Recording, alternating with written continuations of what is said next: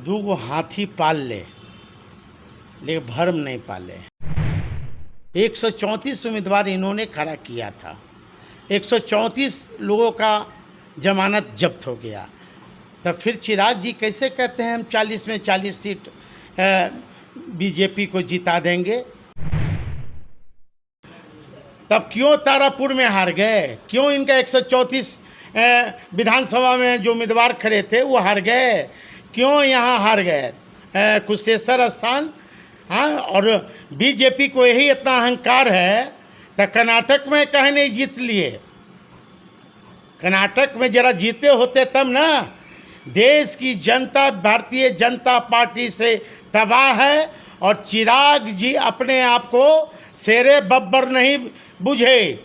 यहाँ साधु पासवान भी आरजेडी में खूंटा गाड़ के है। डी न्यूज और मैं हूं अभिषेक मिश्रा। देखिए, लोक जनशक्ति पार्टी रामविलास के राष्ट्रीय अध्यक्ष चिराग पासवान की एनडीए में एंट्री हो चुकी है, एनडीए में शामिल हो गए हैं और सीटों को लेकर वो दावे कर रहे हैं, चाहे हाजीपुर सीट हो, चाहे वो सीटें हो जो पशुपति पारस के खेमे में हैं। तो अपनी दावेदारी तो वो पेश कर ही रहे हैं, लेकिन साथ ही चिराग पासवान ये दावा कर रहे हैं कि बिहार में 40 की 40 लोकसभा सीटें एनडीए जीतेगी। ये दावा उस दौर में है जब राजद सुप्रीमो लालू प्रसाद यादव और बिहार के मौजूदा मुख्यमंत्री नीतीश कुमार एक साथ हैं 2015 की तरह। और फिर सवाल यह भी है कि लालू यादव और नीतीश कुमार की दोस्ती का तिलिस्म बीजेपी 2015 की तरह 2024 में भी क्या नहीं तोड़ पाएगी या तोड़ पाएगी?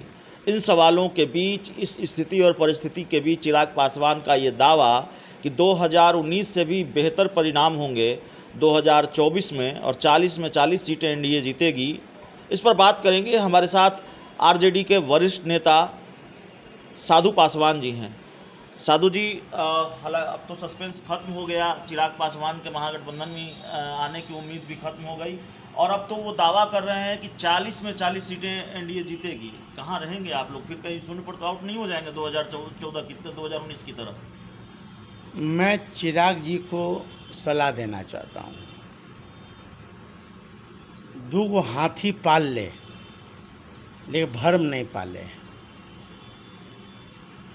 शायद पूरे बिहार की जनता को पता है कि पिछले बार इनके संसदीय क्षेत्र में तारापुर में चुनाव हुए थे विधानसभा का, और दूसरा इनका उम्मीदवार खड़ा हुआ था स्वर्गीय रामविलास पासवान जी के नानी घर से, कुशेश्वर स्थान से। दोनों उम्मीदवारों का जमानत जब्त हुआ, जमानत ये नहीं बचा पाए। उसी तरह जो पिछले बार आम चुनाव हुए थे विधानसभा का, 134 उम्मीदवार इन्होंने खड़ा किया था, 134 लोगों का जमानत जब्त हो गया। तब फिर चिराग जी कैसे कहते हैं हम 40 में 40 सीट बीजेपी को जिता देंगे? ये मुंगेरी लाल का हसीन सपना मत देखें। नहीं, वो कह रहे हैं कि 2019 में तो कुछ कमी अगर रह गई थी तो 2024 में वो भी पूरी हो जाएगी।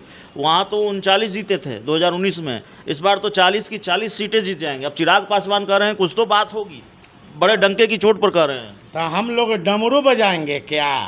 आए, चिराग पासवान का क्या अस्तित्व है? अभी तो चारे घाट पे पानी बदले हैं, चारे घाट बदले हैं। कबीर कहते हैं कि ना मैं इधर हूँ ना मैं उधर हूँ। हाँ, जो व्यक्ति अपने पिता का अपमान का बदला नहीं लिया, जो व्यक्ति अपना ज़मीर बेचकर मनुवादियों के हाथ में चले गए, जो व्यक्ति अपना ईमान बेचकर आरएसएस के जो ब्रांच है संघ परिवार के गोतिया बन गए, वो व्यक्ति पर कैसे लोग विश्वास करेंगे? बहुजन के साथियों, यही चिराग पासवान कहते थे ना कि दलित तो हल खेत में जोत लेगा लेकिन ब्राह्मण हल खेत नहीं जोतेगा। यही चिराग जी कहते थे ना कि संपन्न दलित आरक्षण छोड़ दो। तो चिराग जी में है नैतिकता बची है? ये जनरल सीट से चुनाव लड़के दिखावे तब हम जाने कि ये इनका जो वे संदेश देते हैं बहुजनों को पूरा होगा। नहीं, लेकिन अब चिराग पासवान और बीजेपी साथ आ गए हैं, तो एक तरफ लालू यादव और नीतीश कुमार की दोस्ती का तिलिस्म, दूसरी तरफ चिराग पासवान और बीजेपी की दोस्ती। लगता नहीं कि बीजेपी और चिराग की दोस्ती कहीं भारी न पड़ जाए लालू यादव और नीतीश कुमार की दोस्ती पर। कहा जाता है 6% वोट बैंक है और काफ़ी प्रभाव रखते हैं चिराग पासवान उस वोट बैंक पर।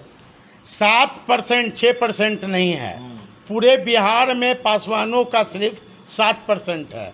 और चिराग जी से मैं पूछना चाहता हूँ आपके चैनल के माध्यम से, 7% यदि इनका बंधुआ मजदूर नहीं है पासवान वोट, और तब क्यों तारापुर में हार गए? क्यों इनका 134 विधानसभा में जो उम्मीदवार खड़े थे वो हार गए?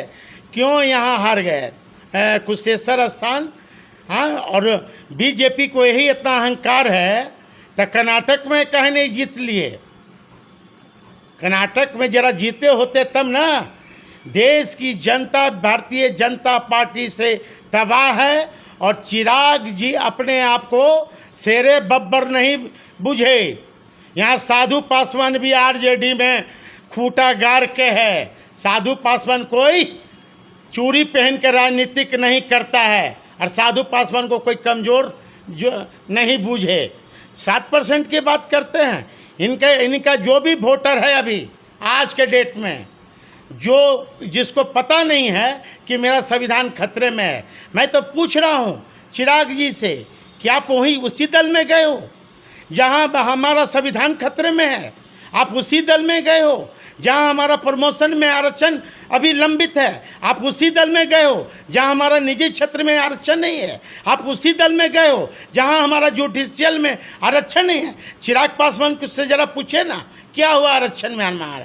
क्या हुआ रिजर्वेशन में आरक्षण? क्या हुआ जुडिशियल में आरक्षण? मणिपुर में दलित मारे गए, आदिवासी मारे गए, नंगा घुमाया गया। चिराग पासवान घरियाली आंसू बहाने भी तक नहीं गए। ये चिराग जी क्या बात करेंगे? चलिए, चिराग पासवान क्या बात करेंगे। चिराग पासवान के दावे पर आरजेडी की प्रतिक्रिया, आरजेडी के वरिष्ठ नेता साधु पासवान का रिएक्शन। इस चर्चा में, इस इंटरव्यू में इतना ही। बहुत बहुत धन्यवाद।